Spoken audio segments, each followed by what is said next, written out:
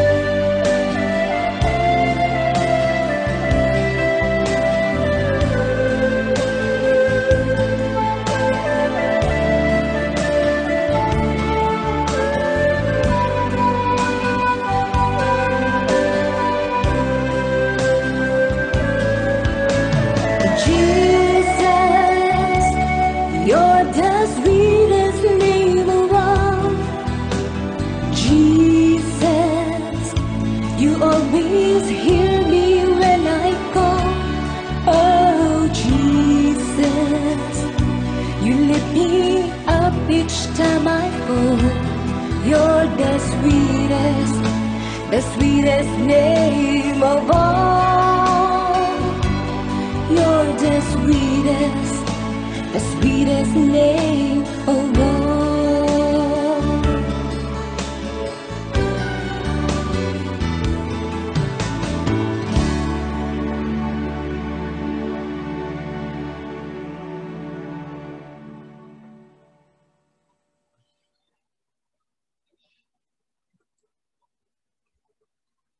We lift up our prayer to the Lord, the one who has gathered us all together here. And we pray that He may be with us each step that we take, especially as we study Him, as we know more about Him in this opportunity that is given to us. And we give glory to Him and the Holy Trinity. Glory to the Father, and to the Son, and to the Holy Spirit, as it was in the beginning, is now, and ever shall be, world without end. Amen. We also entrust ourselves to our Blessed Mother, the help of Christians. Hail Mary, full of grace, the Lord is with you. Blessed are you among women, and blessed is the fruit of your womb, Jesus. Holy Mary, Mother of God, pray for us sinners, now and at the hour of our death. Amen. Mary, help of Christians, pray for us. In the name of the Father, and of the Son, and the Holy Spirit. Amen. Okay, so good afternoon, everybody. This is a very big group, although I think there's still others who are yet to enter. We will just accept them later on, but it's good that you have come early, because this is a very important topic. It will not be as long as those that we've had in the past, but I'd like to present this to you as one of the most important topics in Christology. And I'd like to share the screen with you. And here it is, about Jesus, Son of the Father, Son of Mary. Take note that I took this title from what has been presented to me at the beginning. And I understand very well that this one deals with the divinity of Jesus, yung kanyang pagka-Diyos, at yung kanyang pagkatao. That's why Son of the Father. He is Son of God. And then his humanity comes from the Blessed Virgin Mary. Okay, so Son of Mary. So I'd like to present this to you. Okay, let's put it in full screen there. Okay. So let's begin. So in this lesson, we shall see the following. Okay, so we will see the person of Jesus. Okay, and we see also that Jesus is our brother, and as our brother, he is true man. When we say true man, a human being like us. And then he is one Lord Jesus, the only Son of God, and that he is one person. That even though he is both God and man, he is just one person.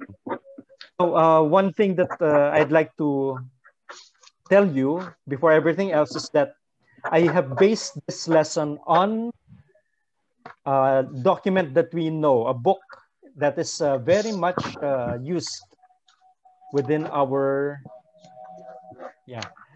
which is very much used with in our context, and that is the Catechism for Filipino Catholics.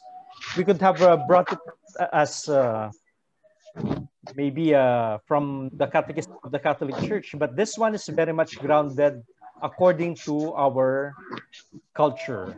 Okay, so just a minute, I have to mute one. Yeah, some of you. Wait. Okay, because there's some sounds that we are hearing. Okay, right. Okay, so let's begin with the person of Jesus. Okay, what is a person? If I ask you to define a person, okay, what is it? Maybe you would mention the human person. Okay, yeah, good. But you know, a person is, in philosophically, they say that he's somebody who is in relation to others. Okay, somebody who is able to love, somebody who is able to think, a distinct subsistence in intellectual nature, they say, but somebody who can be related. Okay, so a human person. Medyo mahirap yung concept nito, no? Because we speak about the persona, no? A person is an individual, but that individual is related to others. So we see the person of Jesus, okay, in this case. And who is he, okay? So from the biblical sketch of Jesus as prophet and savior, what can we answer to Jesus' own question? Remember, in Mark 8:29, who do you say that I am? Also in Matthew 16. Kasi sinabi niya, no, sa mga alagad niya, no, who do people say that I am? Sino ba ako para sa kanila? Pero ito yung tanong sa atin, no? Who do you say that I am? And the answer of Peter is, you are the Christ. Now, why is this important? Kasi, titignan natin, ano yung pagkilala ng mga alagad kay Jesus? And there, he is the Christ. And very importantly, what is the Christ? Yung Christ, no? That is the same as, okay, this word Christ, that is the same as Messiah. Ano yung difference? Christ is from the Greek. Ito, magsusulat ako ng Greek, no? Yan. Christos. Okay? Christos. Yan ang pag-pronounce niya, no? Christos. Tapos yung ano, this is the Greek word. This is the Hebrew word, Messiah, from the word Matsia. Okay? Matsia. Pag sulat sa Hebrew niyan, ganyan, no? Yan.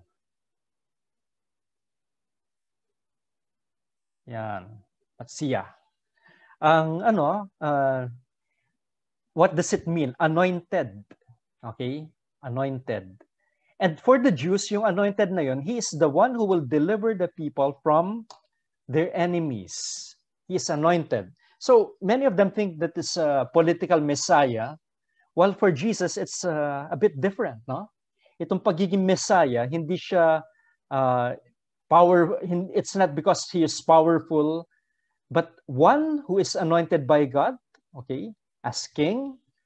And that anointment also entails suffering. That's why when he said, when he was told and he affirmed it that he was the Christ, immediately he said, no, the Son of Man will suffer in the hands of the enemies and then will be put to death, but will rise again. So that is Jesus. So we affirmed that the historical Jesus of Nazareth, the one that we saw 2 weeks ago, 2 or 3 weeks ago, that he is a historical figure, Jesus of Nazareth. And then we affirmed that he is Messiah. Kaya nga, hindi lang Jesus ang Jesus Christ, okay? When we say Jesus Christ, we acknowledge that he is Christ. Yung Christ, ibig sabihin Christos, Messiah, okay? Now, he is anointed by the Holy Spirit, or foretold by the prophets, anointed by the Holy Spirit as prophet, priest, and king. He was sent by God to bring salvation to the world and fulfill all history. Now, when you see this one, it's very clear, no? This one, this is the Catechism of the Catholic Church. And please, if you want extra readings about this, look it up in the internet. Kung meron kayo sa bahay na kopya, mas maganda. Pero it's the Catechism of the Catholic Church. Ito yung turo natin. Very clear doctrine, okay? Yan. It's a very clear doctrine. So makikita ninyo, numbers 436 to 440. And it's available online. If you want a copy, hard copy, you could buy. No? You could ask sister about it. Sister, saan pwedeng bumili ng CCC? Yan. And then the others are, of course, from the Bible. Yan, okay? Yun pa rin ang basic question natin that we try to answer in the whole of this course. Who is Jesus? Yan, no? Now, but to fulfill that mission, yung pagiging Messiah, who must Jesus be? Okay? Sino ba siya? No? From what he has done, can we discover who he is? Makikilala mo isang tao sa kanyang gawa. Okay? You know, from the painting, a beautiful painting, that the person is a good painter. Okay? Kapag mabuting magawa niya, mabuting tao yan. So, 3 fundamental truths about the person of Jesus that we will see today. Jesus is true man, yan, totoong tao siya, like us. And then true God, Diyos siya. Pero maski na, he is true man, true God, he is one. One person. Okay, how is this related to the Holy Trinity? Yung Holy Trinity is 3 persons and Jesus is one of the 3. Pero Jesus, as true God, as true man, he is just one. Hindi isang tao, tapos isang Diyos, tapos pinagtabi mo. Hindi ganon. He is one. And you see this one clearly stated in a statement here in CCC number 480. Jesus Christ is true God and true man in the unity of his divine person. For this reason, he is the one and only mediator between God and man. Okay? So let's look at the first one, that Jesus is true man, Son of Mary, okay? Since this is the title, okay? Son of Mary. And because of that, no? Or because he is a true man, he is our brother, okay? So let's see this, no? Look at the picture on the right, you see that he came as a human being. So the Bible, and then what the church has always been teaching, ano yung sabi niya? That Jesus is truly a man. Yung man dito, not only the gender, okay? But he's a human being. Kaya nga, sabi ng creed natin, no, he was conceived by the power of the Holy Spirit and born of the Virgin Mary. And you look at that, no? Number 484 to 87. So to be our Savior, Jesus had to become like his brothers in every way, that he might be a merciful and faithful high priest before God on their behalf to expiate the sins of the people. You know where this is quoted from? from the letter to the Hebrews. Pwede niyong basahin no, pag may quote na ganyan. Tapos si St. Paul, in Galatians chapter 4, verse 4, sabi niya, he is born of a woman, born under the law. So if you are born of a woman, then you are a human being. Okay? You know this passage in Galatians 4:4? Ito ay tumutukoy sa ating mahal na ina. Even though it's not directly said, no? Mary, the name is not put there, but born of the woman. Sino ba yung woman na yan? Our Blessed Mother. And then what else do we see? In Luke chapter 2, verse 52, sabi, Jesus progressed steadily in wisdom and age and grace before God and man. What does it mean? Di ba yung context nito ay yung nung lumalaki na siya, no? He grew in wisdom and tayo ganun din. Nung bata pa tayo, we were growing in wisdom and age. So ang ganda, no? It's very meaningful for all of us, no? Itong ating nakikita ngayon, nababasa. Okay? So, what else? Kita rin nyo na he experienced hunger, nagutom siya. See that in Luke chapter 4, verse 2. Nauuhaw siya, thirst. John chapter 4, verse 7. Sino ba'y nauuhaw at nagugutom? Tao, di ba? He was tempted. He experienced temptation. Matthew 4, 1-11 plus the parallels, no? Yung sinabi ko sa inyo, no? There are parallels. And then he experienced deep emotions. Okay? Na umiyak siya. Especially in John chapter 11, verse 33, Jesus wept for Lazarus. And then great pity for the people. Okay? Nung nakita niya yung mga tao, naawa siya sa kanila. So, there, in brief, the Bible presents Jesus as fully human. So, tao siya. Okay? Now, we continue with this, no? In a memorable passage, Vatican II has stressed Christ's humanity. Vatican II, remember this, okay? Remember this word, this term, Vatican II. Anong ibig sabihin niyan? That's Vatican Council II. That is from 1962 to 1965. So, ang tagal na pala nun, no? Pero, it has ushered in the modern era in the church. Okay. So there, ang Pope noon, ng Vatican II, nagsimula si Pope,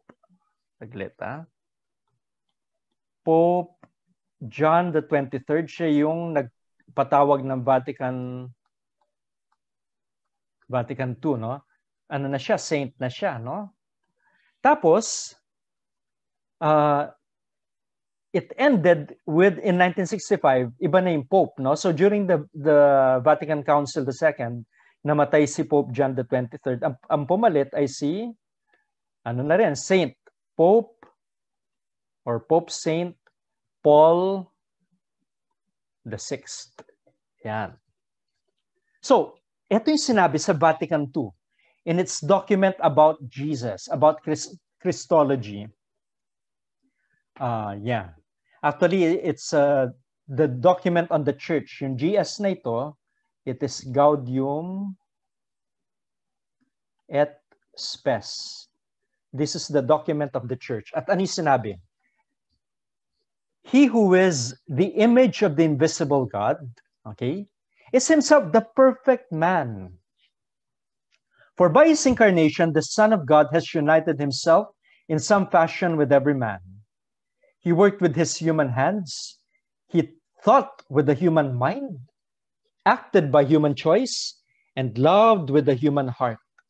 Born of the Virgin Mary, he has truly been made one of us, like us in all things except sin. So, si Jesus, parang naging tulad natin. Okay? He became human. So, Jesus is our brother, true man, no? There can be no doubt, therefore, about the Catholic faith's insistence on Jesus' true humanity. Now, yeah, Jesus Christ is true man. Pero para sa ating mga Pilipino, according to the Catechism of the Philippine Catholics. For many Filipinos, Jesus as truly human is not a familiar image. And you see that in the National Catechetical Directory of the Philippines. Ano yung problema rito? Hindi yung pagkatao ni Jesus, pero kung paano ito ini-explain sa atin, no? Into an ever-deepening personal relation with Jesus. Na parang, para sa iba, no? Ang layo ni Jesus pa rin. Pero nga, kaya nga nagpalapit si Jesus sa atin eh. He was human like us. Paano natin lalagay ito sa ating sarili? So ito yung I give you a preview of your assignment, no? Yung who is Jesus for you? Sino siya? Sabi natin, He's true God, He's true man. He's Son of the Father, Son of Mary. Pero who is He for you? How does He enter into our thinking, our doing, and our praying? Yan ang importante, no? Now, we have this other thing. So He is human. At the same time, He is divine. The one Lord Jesus, the only Son of God. Okay. Dito titignan ninyo, okay? You may read CCC number 441 to 450. The Christian faith stands or falls on the confession of Jesus as the only Son of God, our Savior, our Lord. Tingnan niyo ito, no? Yung word na confession, hindi ito yung pagkukumpisal na sasabihin mo yung kasalanan mo, no? Ito, when we say we confess, okay, that we parang proclaim. We confess Jesus as the only Son of God, our Lord. At yun yung natin. Yun yung sinasambit ng mga ng mga labi natin. Okay? That Jesus is the Son of God, our Lord. So, the scripture grounds this confession in two ways. Okay? How? Okay? How is it? First, eto, no? Jesus as God's eternal word, coming down to take on human nature in the incarnation. Can you read that, no, by your own first in the green part? I'll just, okay. Right. So, the word became flesh and made his dwelling among us. Okay? And we have seen his glory, the glory of an only Son coming from the Father, filled with enduring love. Okay, so God's eternal word coming down to us. Paano ito? I'll explain it, okay?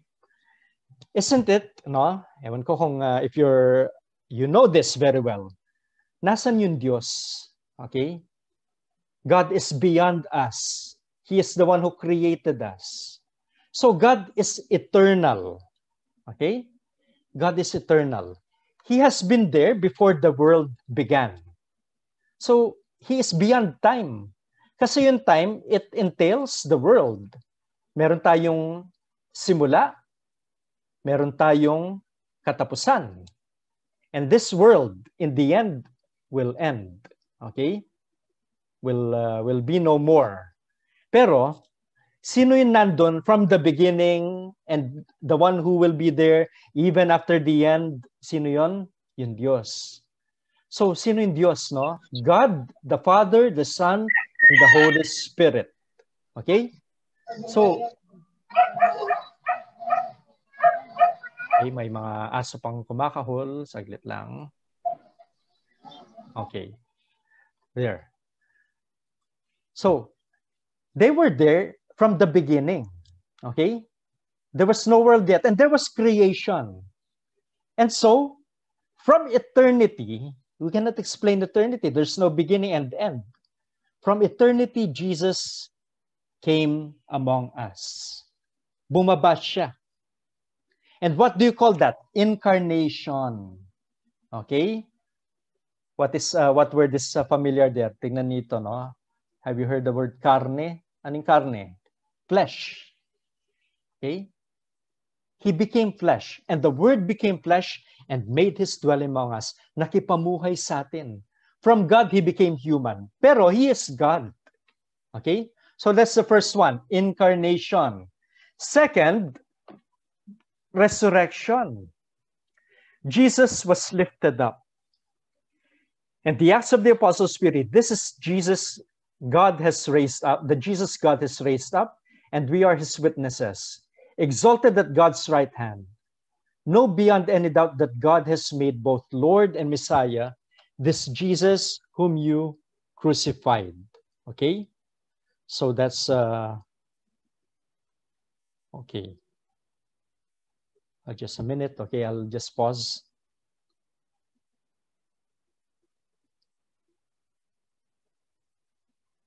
Okay.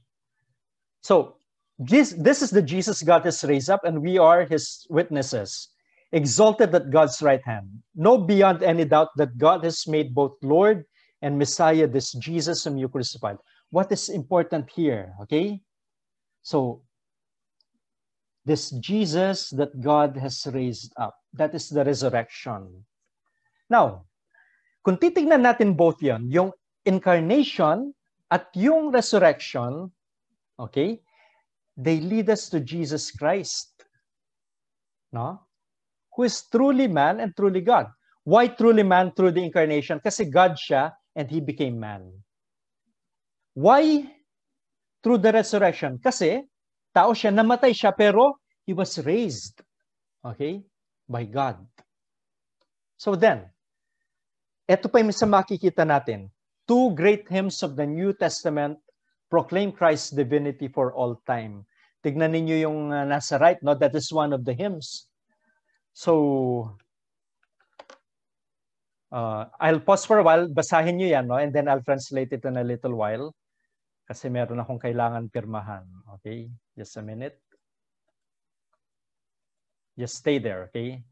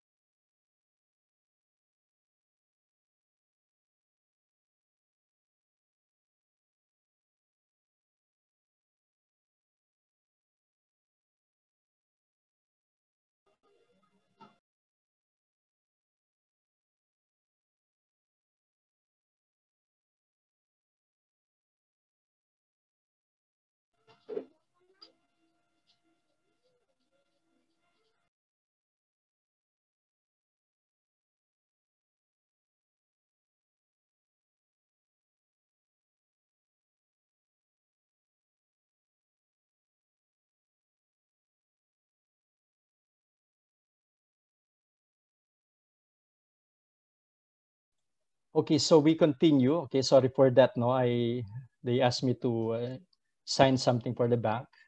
Pero let's share this once again. Okay, so remember this one. Okay, so there are two great hymns, and the one on the right is one of the hymns that we're talking about. Okay, and the title of that is Christus Factus Est. Okay. And we could, if you want to listen to a bit of it, no, yung ganyang music, it's Gregorian chant. Maybe you can ask sister to teach you. Pero it's a bit different from the music that we see. Okay, so just to share with you the melody. Okay, so you sing it this way. Christus factus est pro nobis, obet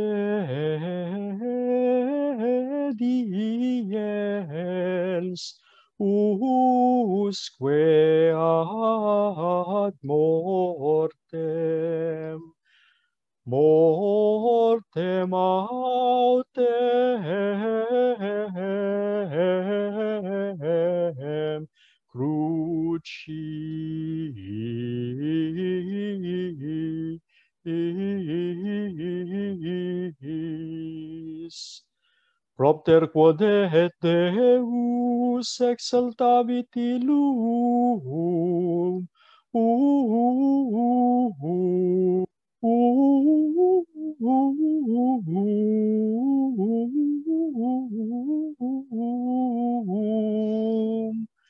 et dedit illi nomen,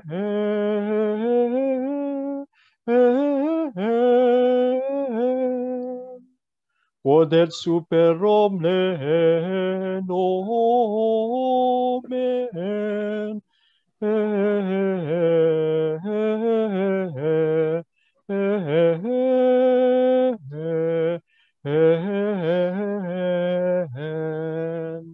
okay, so that's Gregorian chant. Okay? Ano ibig sabihin niya? No? Christ, Christus Factus est, Christ was made for us, pro nobis, no? Obedient, okay? Usque ad mortem, unto death. And then death, autem, however, on the cross, crucis. And then propter quod et Deus. Because of this, God exaltavit illum, exalted him, et dedit illi, and gave to him nomen, the name, quod est super omne nomen, that is above every name. Okay, so that's Latin and that's Gregorian. And it's very important. Why? The first is in Paul's letter to the Philippians, where he quotes a baptismal hymn already in use in the early church. So tatlong bagay ito, no? First, okay, prior heavenly existence. Okay? Though he was in the form of God, he did not deem equality with God. So he was already in the form of God. Diyos siya. Pero hindi niya hiniling, hinangad na maging Diyos. Something to be grasped at, no? Ang daming tao gustong maging Diyos. Ang daming tao gusto nila ma-exalt, no? Pupurihin sila ng ibang tao, no? They will be recognized, no? Alam nyo, si Jesus, nasa kanya na yun, pero hindi niya hinangad yun. He did not deem equality with God. That's the first thing. Second, his earthly status, okay? He emptied himself. Ang tawag dyan sa Greek, he emptied himself ay kenosis. Okay? Kenosis, emptying. And then he took the form of a slave, being born in the likeness of men. So naging ano ba siya, no? Hindi lang siya naging tao. He was like a slave. He was born in the likeness of men. And then he humbled himself. Nagpakababa siya. And becoming obedient unto death. Namatay. And what is that? Death on a cross. And then third, his exaltation. Okay? Because of this, God highly exalted him. Tinaas siya. Kasi nagpakababa siya, then tinaas siya. And bestowed on him the name above every other name. At binigay sa kanya yung pangalan na yun. Kaya nga, at the name of Jesus, when we say Jesus, every knee should bend. Pag narinig mo yung Jesus, bow. In the heavens, on the earth, under the earth. Sa lahat ng sulok ng daigdig, nirirespeto dapat si Jesus. And every tongue confess the glory of God the Father. And every tongue confess, ibig sabihin, sasambitin natin, Jesus Christ is Lord. Kaya nga yung Jesus is Lord, hindi lang yung mga evangelical, hindi lang sina Brother Eddie ang nagsasabi niyan, yung JIL, hindi lang, pati tayo. Jesus Christ is Lord. Okay? He is God. Ayan yung hymn, no? Pwede nyo basahin, no? I'll give you time to read this. Okay? Quietly.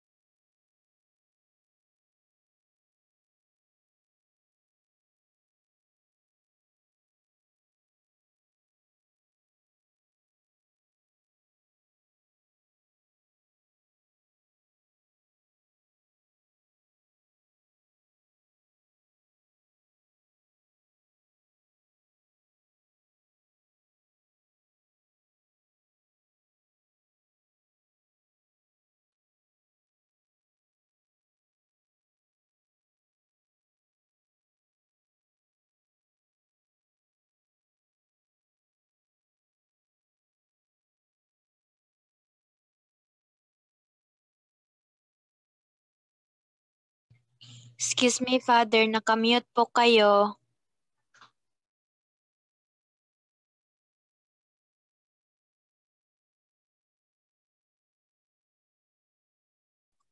Okay, so let's continue with that. Okay, so there. So we read it all together. Though he was in the form of God, Jesus did not regard equality with God something to be grasped. Rather, he emptied himself, taking the form of a slave, coming in human likeness, and found human in appearance. He humbled himself, becoming obedient to death, even death on a cross. Because of this, God greatly exalted him and bestowed on him the name that is above every name, that at the name of Jesus every knee should bend, of those in heaven and on earth and under the earth, and every tongue confess that Jesus Christ is Lord, to the glory of God the Father. So it's a very beautiful hymn. At anong ibig sabihin nito, no? Na yung si Jesus, even though he was God, he did not want that. And therefore, because of that, God exalted him. So we see that Jesus is God. Okay? Now, the other thing, it's also the same, no? Itong isa pang hymn. The second hymn is from Colossians chapter 1, verses 15 to 20. What does it bring to us? Okay? The growing awareness in New Testament times. When we say New Testament times, I've explained that in the first module. The first century Palestine, okay, especially the second part. So, the person of Christ, sino ba yan? Sino si Jesus? At dito sa hymn na ito, Colossians 1:15 to 20, Jesus is the new Adam. Okay? The image of the invisible God, firstborn of all creatures. When we say firstborn, sino ba yung unang tao? Di ba si Adam? Pero parang dahil sa kasalanan ni Adam, he forfeited that. So sino na ngayon? Who is the firstborn of all creatures? Even before Adam, sino? Si Jesus, Christ. So first, he is the new Adam.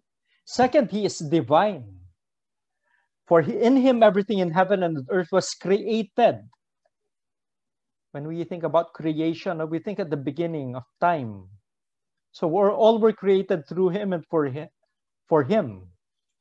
And we will read that later. And then third, Christ possesses primacy and fullness. Siya yung nangunguna. At yung ganap, nasa kanyang kaganapan. At ito yung hymn na yun, no? We can read, all of us can read it all together. He is the image of the invisible God, the firstborn of all creation. For in him were created all things in heaven and on earth, the visible and invisible, whether thrones or dominions or principalities or power. Just to pause for a while, diba, there was the creation, and so for him were created all things. Lahat yun. Everything in heaven and on earth, visible and invisible. Tapos ito, ano itong thrones or dominions, or principalities or powers, pati yung mga anghel.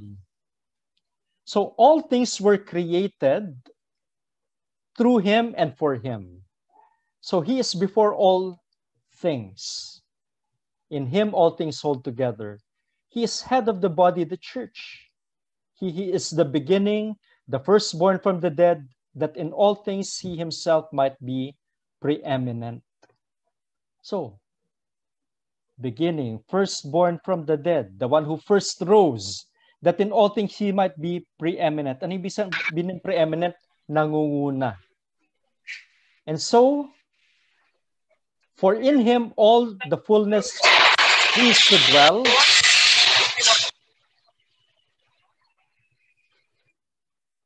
Okay?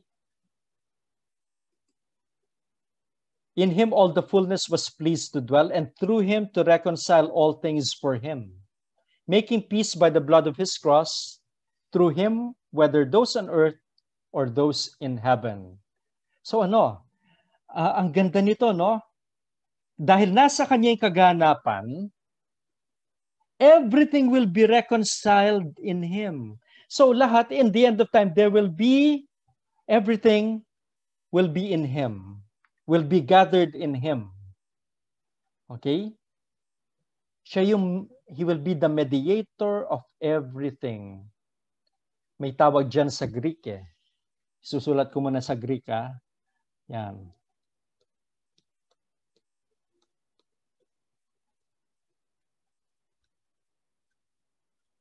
Paano yung pagbasa niyan, no?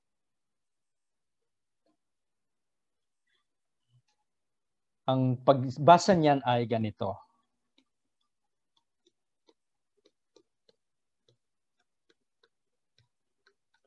Okay? Basahin nyo nga. Apokatastasis. Okay? Ano ibig sabihin na apokatastasis yan? Everything will be reconciled in him. Okay? Now, still in this topic of Jesus as the only Son of God, as God, okay? Etong this is an assertion, Christ's divinity. Alam nyo, nung wala na yung mga apostol, pinag-uusapan yan, no? Ano kaya yan? Si Jesus kaya ay tunay na Diyos? Okay? Later on, I'll show you a video about these problems, about these tinatawag nating heresies. Okay? Ano yung heresies? Singular ay heresy. A heresy is a false teaching. Yung maling turo. Okay? Kasi, di ba, no? There's Christ's divinity, pero it was challenged, no? So, kaya nga merong mga tinawag na council. At yung council na yon, they sought to define. Sasabihin nila, ito yung tamang turo. So, ito yung there's the proclamation of the divinity of Christ. They created the creeds. Ano ba yung creeds natin? Apostles' Creed. I believe in God, the Father Almighty, maker of heaven and earth, and in Jesus Christ, his only Son, our Lord, who was conceived by the power of the Holy Spirit and born of the Virgin Mary. Okay, fine.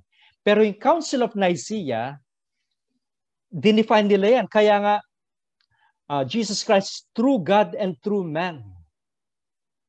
God from God, light from light, true God from true God. Okay? Begotten, not made, one consubstantial with the Father. We recite that one now, no? That is from the Council of Nicaea, they define. They rejected the heresy of Arius. Ano yung sinabi ni Arius? Okay? Sabi ni Arius, tao lang si Jesus. Okay? So, what did they proclaim? One Lord Jesus Christ, Son of God, only begotten, generated from the Father, God from God, light from light, true God from true God, begotten, not made, one in being with the Father. So, yung Father at yung Son, they have the same being. Okay? They are both God. Hindi lang yung Father yung God, pati yung Son, pati yung Son, also God. Kaso lang, hindi sila gods. They are God, together with the Holy Spirit. Father, Son, and Holy Spirit are God. So question ko, ilan yung Diyos natin? How many gods do we have? We have only one. We have one God. Okay? Now, we have one God. Pero, how many persons? 3 persons. Father, Son, and Holy Spirit. Okay? All right. So, we continue here. Pag meron kayong tanong, no, don't hesitate. Okay? So, itong Nicene Creed, light from light. Okay? May comment si St. Augustine dyan. Sabi niya, just as the Father is ageless, so the Son does not grow. Ano ibig sabihin nun? No? Hindi tumatanda. The Father has not grown old, nor the Son has increased. Rather, equal begot equal. The eternal begot eternal. Para medyo mahirap intindihin. Pero basta, just to put it in this way, equal yan. Halimbawa, apoy. No? Yung isang apoy, okay? Sabihin natin matchstick yan, no? You share it with another match or with another piece of wood, hindi nababawasan ito. This one does not diminish. Okay?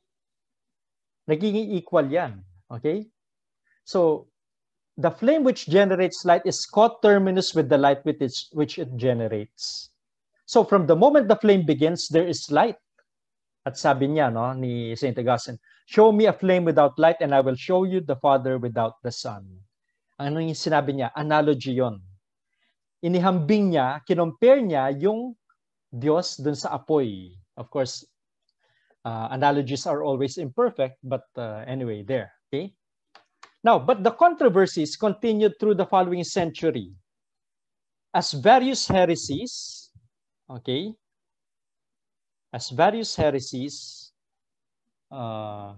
continue regarding Christ appeared. And we will see the heresies later on. Okay? Ano yung heresy? False teaching. Maling turo. Halimbawa, nagturo ka ngayon ng doctrine. Ay, may 3 Diyos. That's a heresy. Okay? So, ano yung consensus nila? Okay? Nandun sa Council of Chalcedon, 451 AD. Defined the person of Christ as one and the same Son, our Lord Jesus Christ. The same truly God and truly man. The same one in being with the Father as to the divinity and one in being with us as to the humanity, like us in all things but sin. The same begotten from the Father before all ages as to the divinity, and in the latter days for us and our salvation was born as to his humanity from Mary, Virgin Mother of God. Okay? So ito'y galing dun sa council. Now, lastly, no? So we have Jesus as man, Jesus as God, pero he is one person. At ano yung natin? Prueba natin dyan. Bible. Only one mediator between God and man. Sino yon? Christ Jesus. Okay?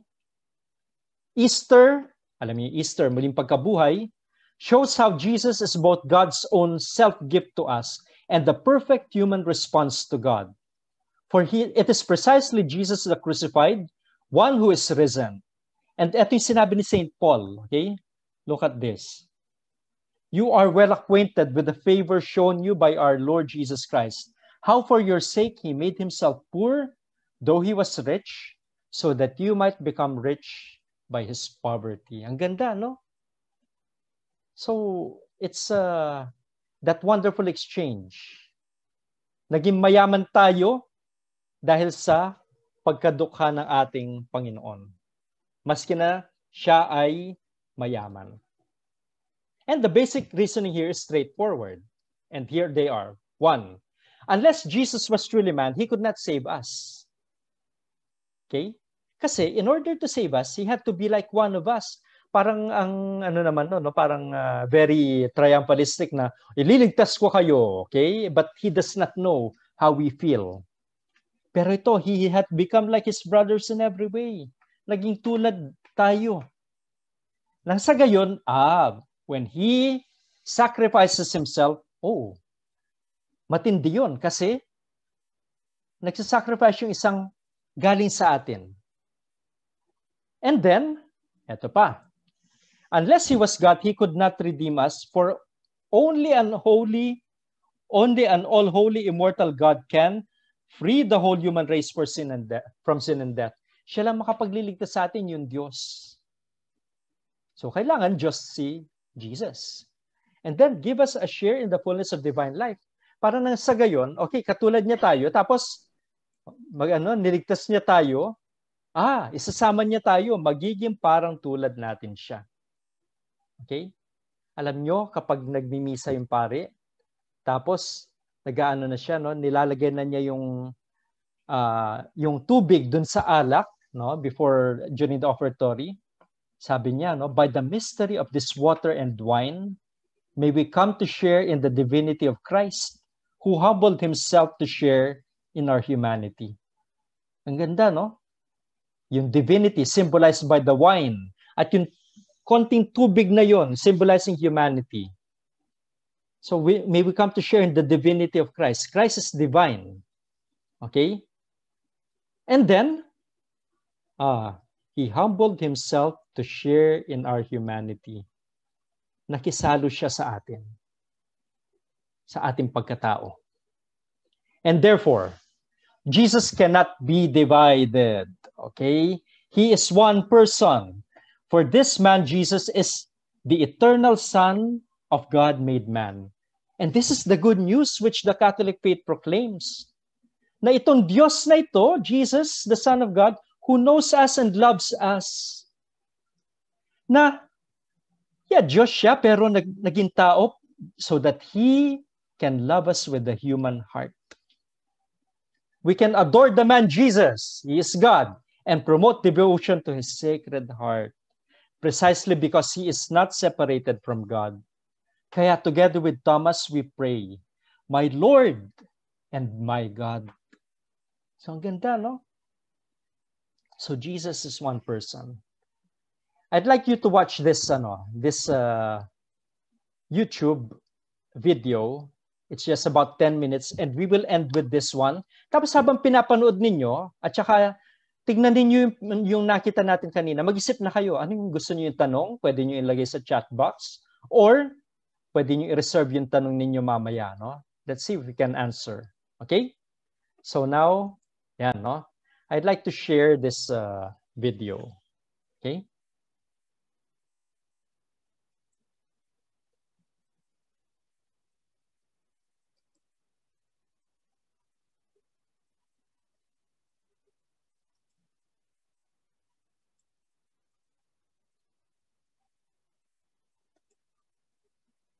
Okay, so here it is.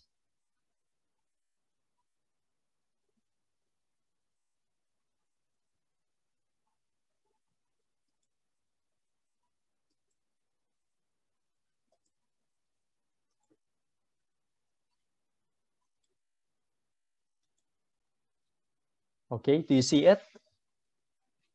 Okay, so the title is Jesus Christ, True God and True Man.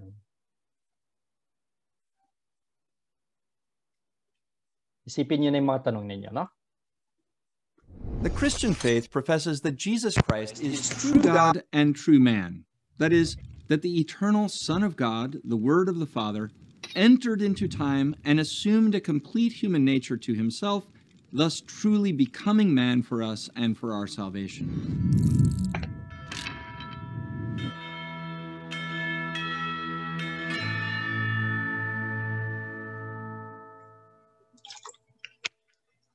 This is the central claim of Christianity. It's a truth that's at once beautiful, high, and mysterious. St. Thomas Aquinas meditated deeply on it. In the third part of his Summa Theologiae, he sought to show its deep intelligibility and its coherence.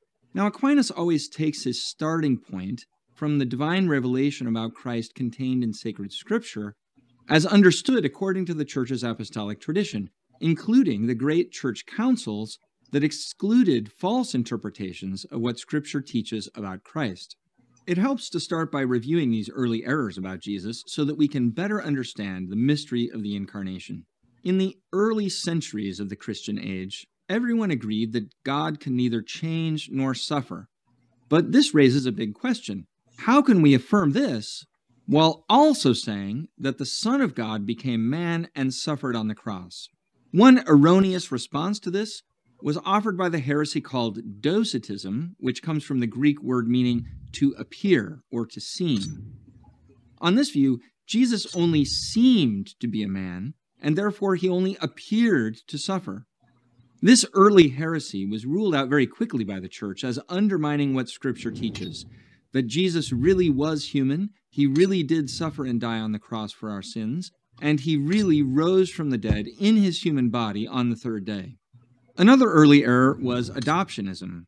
It claimed that Jesus was a man adopted by God the Father.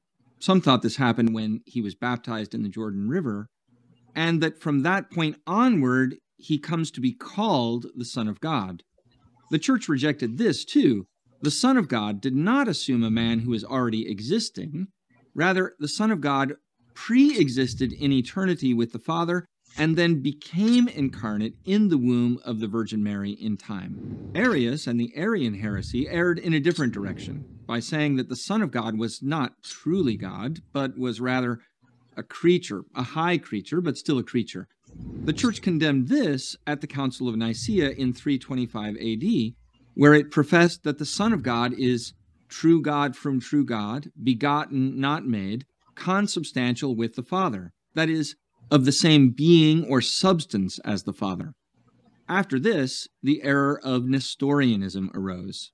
Although there's dispute today about what Nestorius actually taught, the Nestorian heresy seeks to insulate the eternal Son from change and suffering by distinguishing the man Jesus Christ from the divine Word.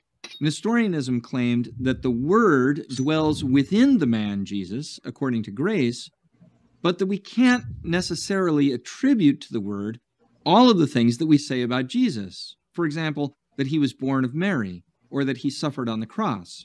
The Church condemned this at the Council of Ephesus in 431 AD, and 2 decades later, the Council of Chalcedon formulated a definitive statement of the Church's belief in Jesus Christ.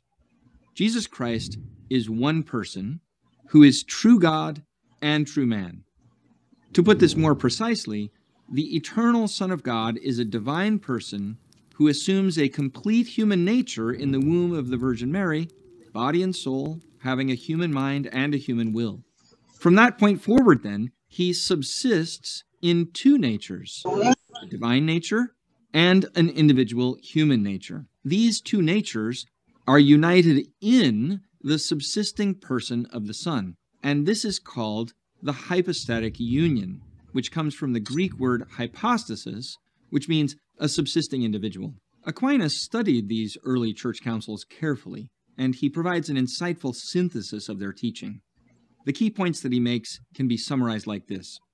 First, when we say that this man, Jesus Christ, really is God, we're making a metaphysical claim about being. Its foundation is the hypostatic union. That is, that the two natures of Christ are truly united in his person. In fact, Aquinas says that person is a metaphysical term. It means a subsisting individual of a rational nature. So the union of man and God in Christ is not simply by indwelling or by habitual grace.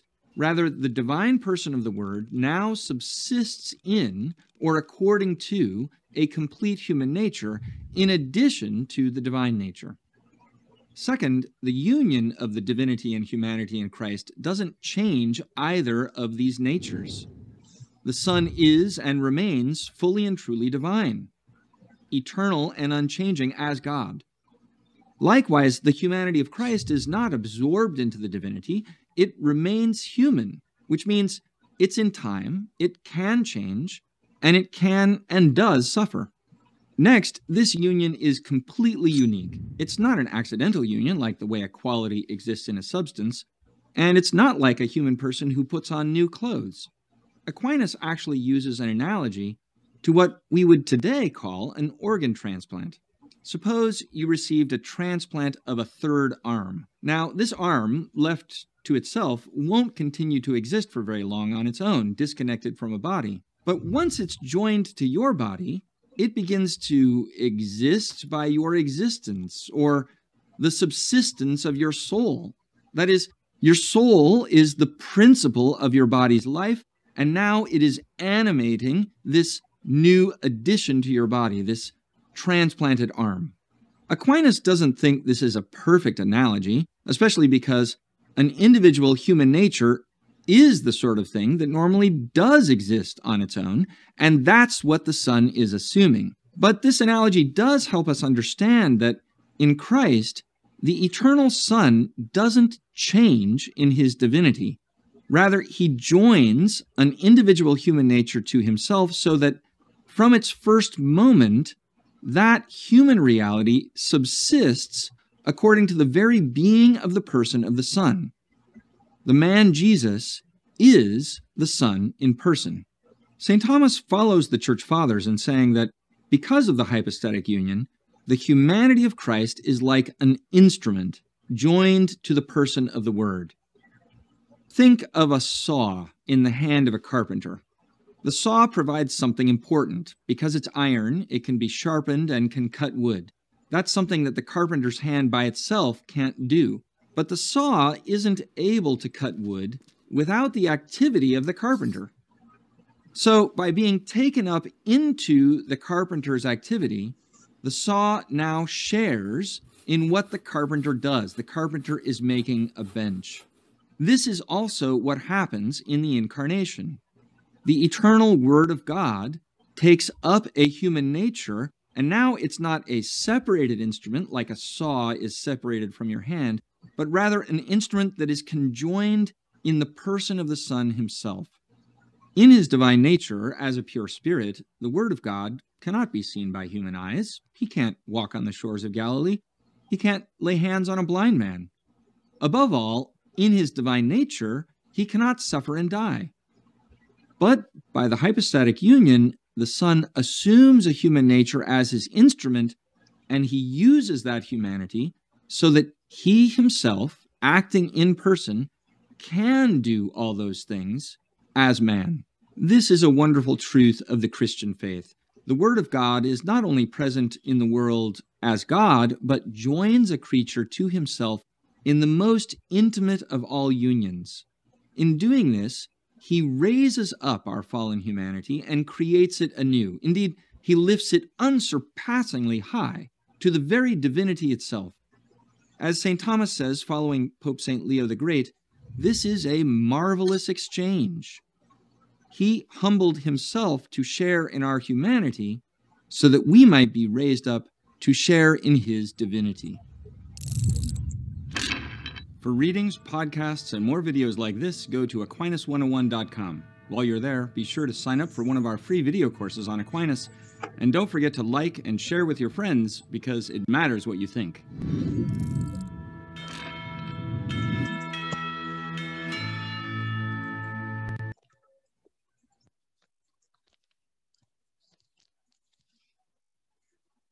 Okay, so that's the video, and our presentation ends here. Okay.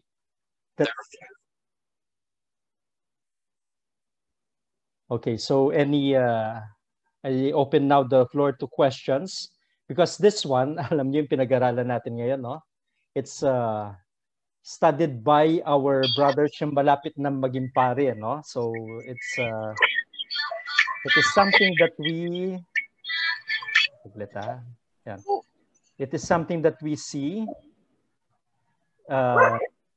in our studies, yung mga, especially theologians. Okay.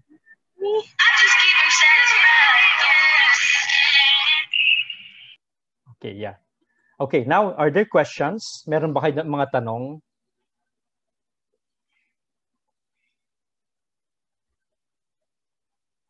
or maybe some insights. Nakita niyo yung kanilang video, no? The Dominican priest was telling us about ano yung mga heresies, ano yung mga maling turo, no? Halimbawa, meron isang turo na adoptionism, no? Na si Jesus, he was born human, okay? He was just an ordinary person, and then God adopted him at siya yung naging son of God. You know, ang isang nangyaring ganun in the present, kilala niyo ba si Kibuloy? Okay? Sa kanya hindi adopted son, appointed son of God, no? So that's parang adoptionism 'yon, no? He became God, he was an ordinary human being, tapos in-appoint siya, no? So that's a modern day heresy. Tapos yung mga iglesia ni Cristo naman, parang yan yung Nestorianism na si Jesus, he was just a man. He was not God. Okay? So ang daming mga heresies din natin na nakikita ngayon, no? That parang nandun na dati yung heresy na yun, nilabanan ng simbahan, tapos eto na naman sila, no? Okay. Merong question dito from Trexie Legaspi. Pwede po ba explain ninyo yung hypostatic union? Okay, hypostatic union ay ganito lang, no? Na there's one person, okay? And in that single person, nandun yung divinity. He is God. At the same time, he is a human being. So hypostatic union yon kasi isang tao lang yon. But at the same time, he is God, and then he is a human being. Okay? Now, ano yung explanation doon? In the end, we would say, it's through the power of God that happens, and then it is a mystery, the mystery of the hypostatic union. We cannot fully explain it, but at least we are able to understand it, no? Or we cannot fully understand it, but to a certain point, we are able to explain it. Yeah. So thank you, Trexie.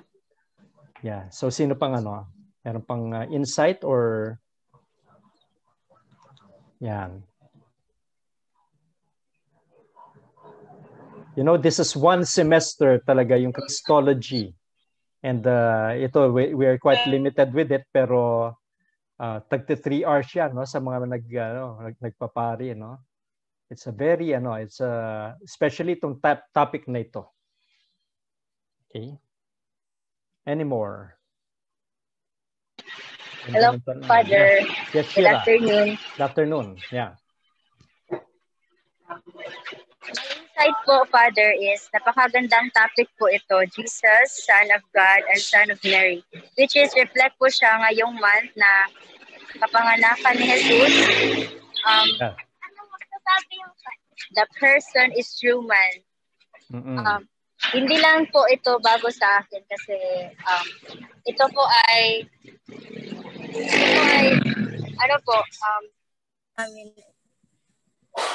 klase po namin ito sa first year college po. Okay, yeah.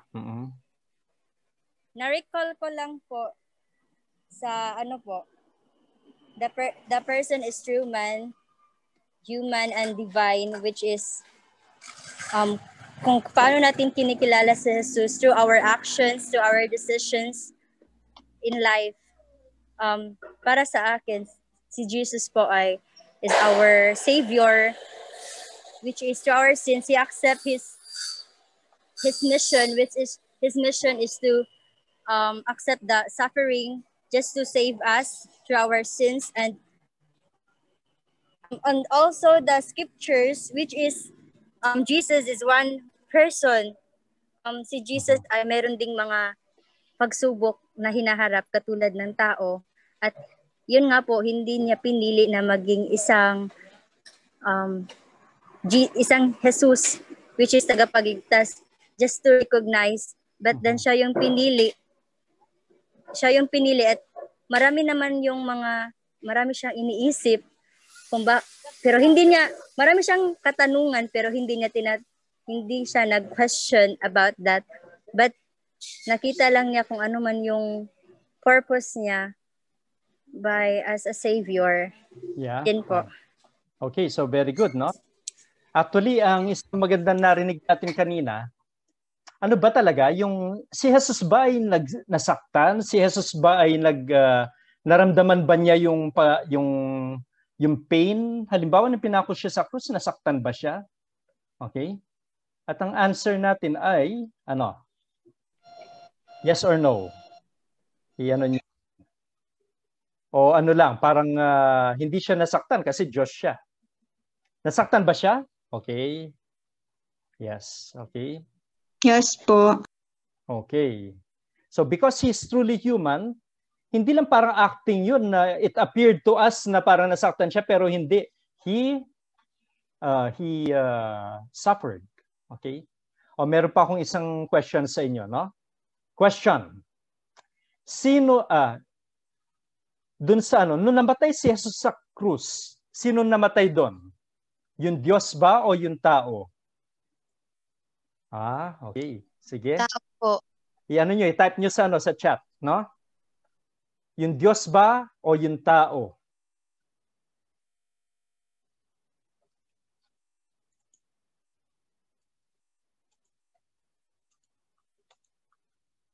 "30 seconds.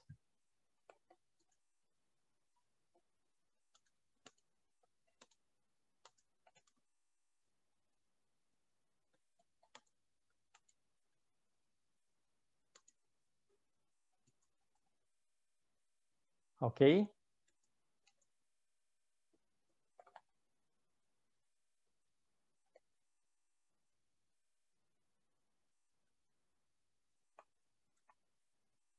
Okay, ito yung tinatanong namin sa mga Sino yung namatay? Yung Diyos ba, yung tao, o yung Alam niyo yung sagot? Alam niyo yung sagot? Sino yung namatay? Si Jesus. Si Jesus. Why? You cannot separate yung tao sa Diyos. So it's the whole Jesus who died. God and the human being. Kasi isang tao lang siya. Ay isang siya. He is a person. So who died? Jesus died.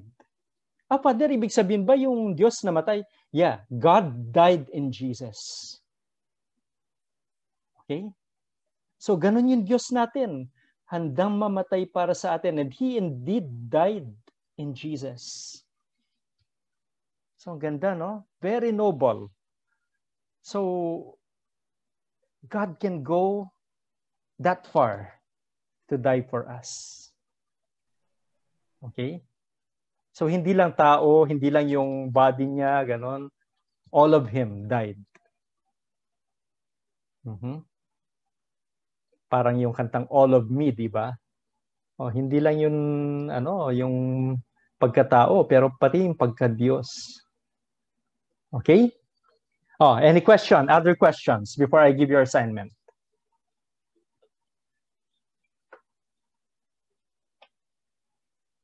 Tahimik lahat. Wala na. Naintindihan nyo ba? Sige, thumbs up nga kapag naintindihan yung pinag-usapan. Thumbs up. Okay. Okay. Yan, klaro? Klaro ba yung explanation ko? Usually, mahirap yung Sabi ni Maribeth, I didn't think that God will also die, but God died in Jesus. Kasi yung usual natin na God cannot die. But He died in Jesus. Nung namatay si Jesus, it's Jesus who died. It's not just the human being. Okay. All right. So now, I give you your assignment. Okay. Eto. Yan.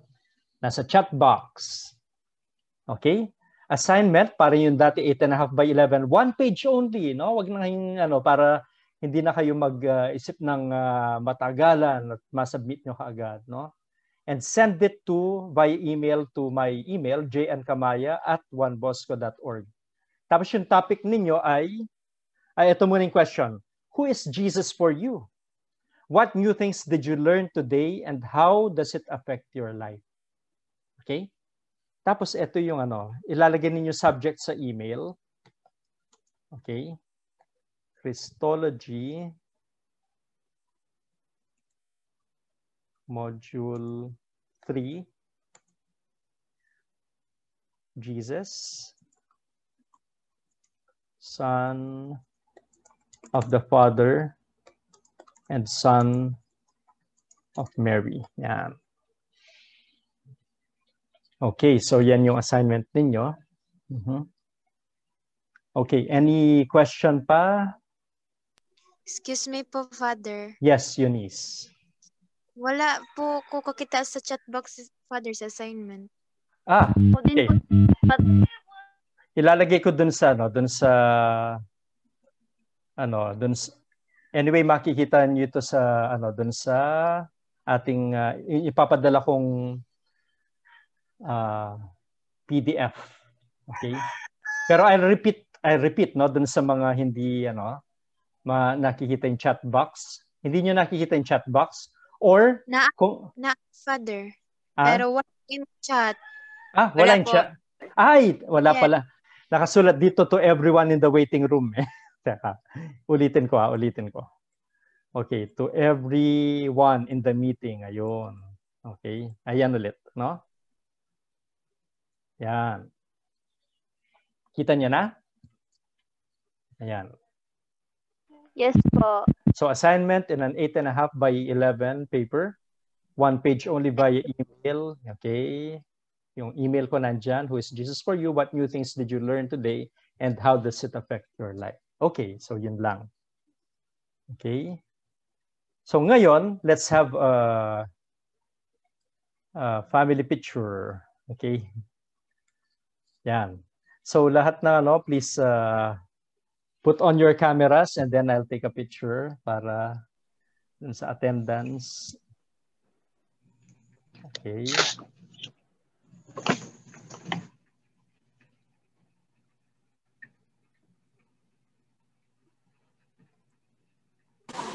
Nasa labas pa ako, Father, kaya nakamas. Okay lang mas nakamas. Okay. Ready? Okay, 1, 2, 3. First page muna, tapos ito yung second page. Okay, 1, 2, 3. Yan, okay. Okay, so that's good.